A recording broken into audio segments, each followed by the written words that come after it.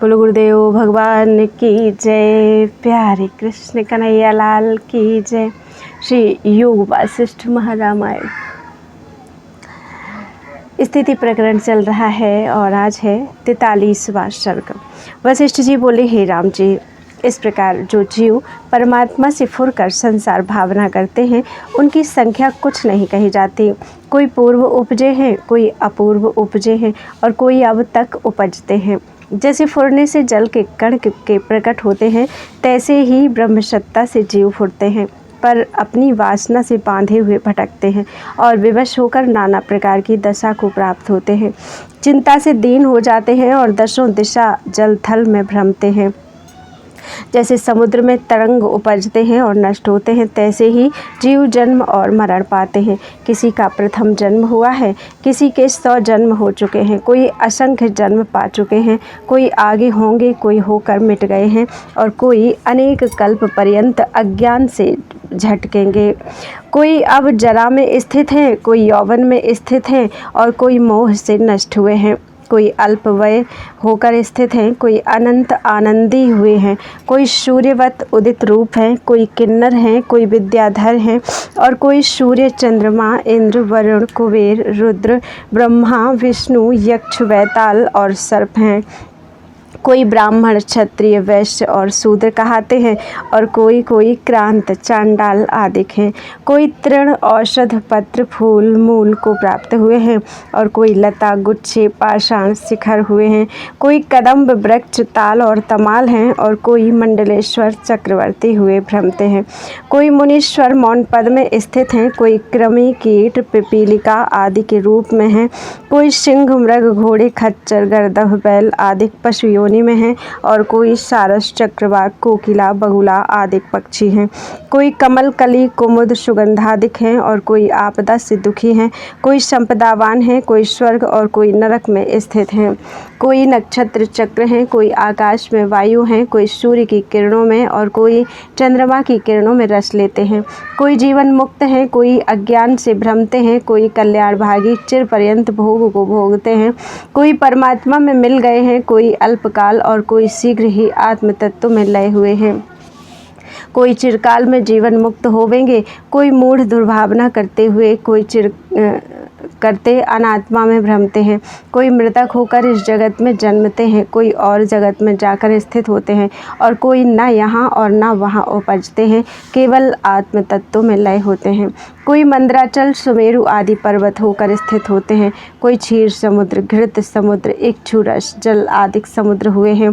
कोई नदियाँ, तड़ाग, बापिका आदि भये हैं। कोई स्त्रियाँ, कोई पुरुष, कोई नपुंसक रूप हुए हैं।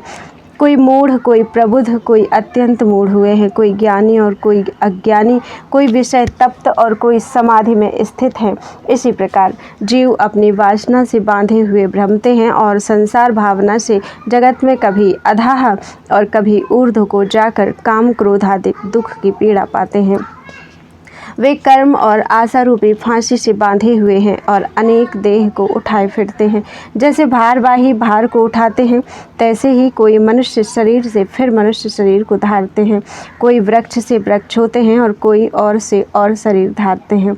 इसी प्रकार आत्म रूप को भुलाकर जो देह से मिले हुए वासना रूप कर्म करते हैं, वे उनके अनुसार अधा ऊर्ध्व भ्रमते हैं। जिनको आत्मबोध हुआ है, वे पुरुष कल्याण रूप हैं और सब दुखी माया रूप संसार में मोहित हुए हैं। यह संसार रचना इंद्रजाल की नाई है। जब तक जीव अपने आनंद स्वरूप को नहीं पाता और साक्षात्कार नहीं होता, तब तक संसार भ्रम में भ्रमता है।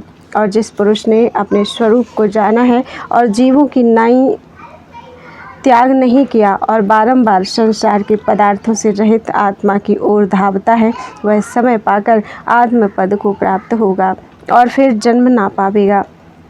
कोई जीव अनेक जन्म भोग के ज्ञान से अथवा तप से ब्रह्मा के लोक को प्राप्त होते हैं। तब परम पद पाते हैं। कोई सहस्र जन्म भोग भोग कर फिर संसार में प्राप्त होते हैं।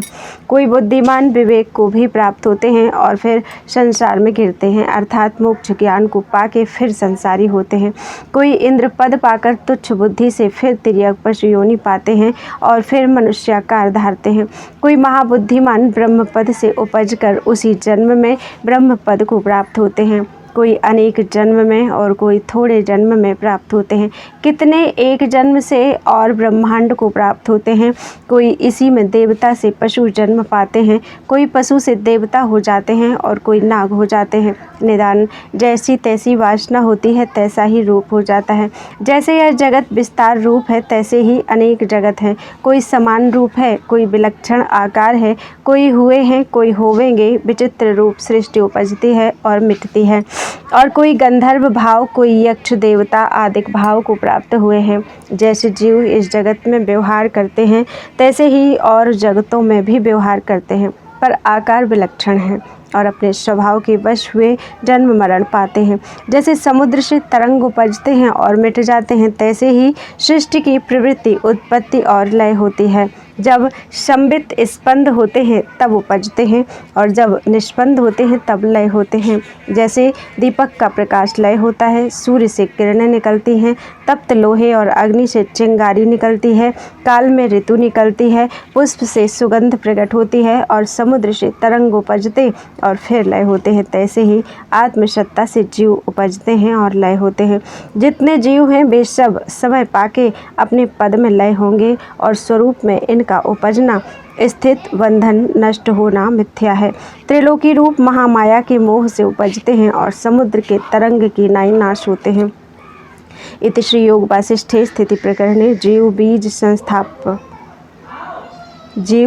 संस्था वर्णन नाम 43तम सर्गः।